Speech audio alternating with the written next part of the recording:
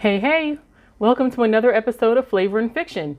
If this is your first time, Flavor and Fiction is a segment where I read a book from my 2024 reading challenge, and then I give you a short review and I make a recipe that's related to the book. So you get your flavor and your fiction.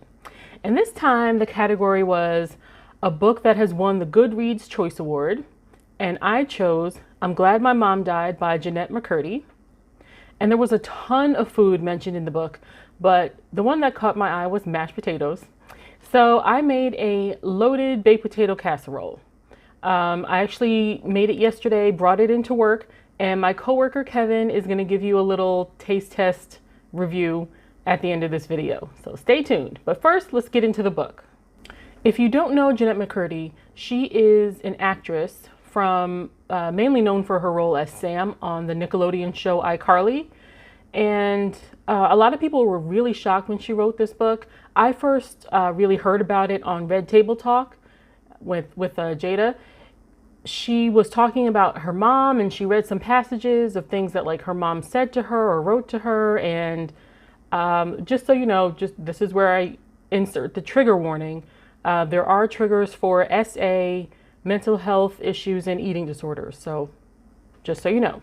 So when it comes to like memoirs or autobiographies, I don't like to get into the nitty gritty of the book because I want to leave stuff for you to explore, but I'm just going to give you my overall impression.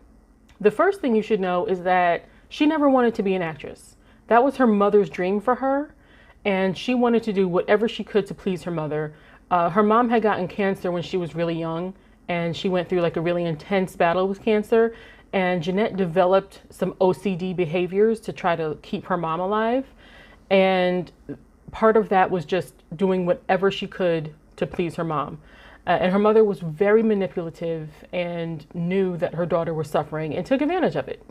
Her mom was really intent on keeping her like a little girl and keeping her as the most important person in her daughter's life. And part of this was tied into the eating disorder. She's the one who taught her daughter how to be anorexic for the sake of getting roles in Hollywood. She told Jennette that she wasn't very pretty, that like, oh, she would take her to auditions and be like, oh, those other girls, oh, they're so pretty. Like, but you know how to do this and make sure you're counting your calories and make sure. So like that just added to her stress. And she was also very, and I'm putting this delicately because I don't want to get flagged by YouTube, but she was very hands-on with Jennette's physical body maintenance. And that's one of the things that shocked people the most to hear about this. Because even when Jennette was able to break away at some point when she got older, she got her own apartment, she moved out, she was getting therapy, and here comes her mom to visit and never leaves. And Jennette is not at a place where she can forcefully kick her mother out. So it just to see the roller coaster of her life, it really explains the title, because I know the title really shocked people when this book came out, like who would say such a thing? But I understand after reading this. And when it comes to being abused, no one ever suspects the mother, because compared to other people who do abuse people, it's not very common that it's the mother who abuses her daughter in this way. So it was disturbing, but it was also very enlightening. And so it's definitely a 2 thumbs up read, but just go in knowing that it's very heavy on these topics. And yeah, that's all I'm going to say about that. But it's a very good read. Just take your time with it. That's all I have to say. What also made it so unexpected is that, I know you can't really judge like an actor on their role, but since, Sam on iCarly was the role that she's really known for, Sam is such like an outspoken, like tough girl, forceful character. And to learn how she was suffering behind the scenes is just so devastating to hear. Now we're hearing all these stories about child actors and how they were taken advantage of by like people on the set or people with the studio or other actors, but your mother, like nobody ever suspects that. So it really took her a lot of courage to speak out about this and to get help. And so I think she's going to be great. I think she's writing now, if I'm not mistaken. So I hope whatever she decides to do, she flourishes and has a great life, because she deserves it. Okay, switching gears now on a lighter note. I'm going to put a video here of how I made the loaded baked potato casserole.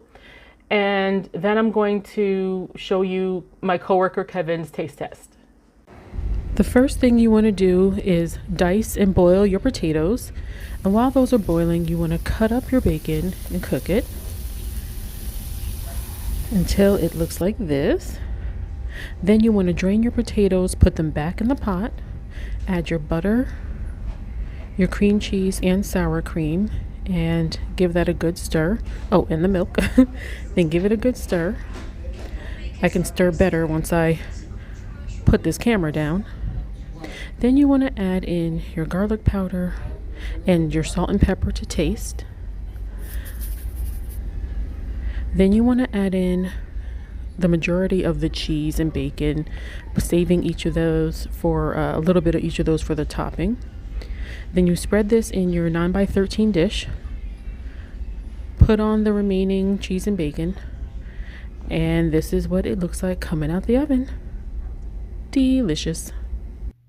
Okay, go ahead. All right. First of all, this looks absolutely amazing. It's heavy and loaded.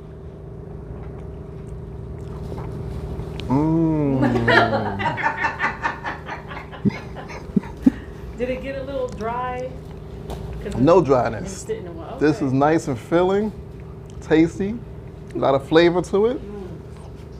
The cheese is popping. Okay. The salt and everything is in there. It's 10 out of 10. Thank you, Kevin. So as you can see, it was a big hit with Kevin, and it was a big hit with my coworkers. I had people coming up to me all day saying, "Oh my God, thank you for bringing that in. That was amazing. What's in that?" And when I put food out for your coworkers, I always put a list of ingredients, because I don't want, any allergy issues or whatever. But people were still coming up to me, what did you put in this? So I'm going to put the recipe and the book down below in the description. So feel free to get both. And thank you for tuning in, and I'll see you next time. Happy reading and happy eating.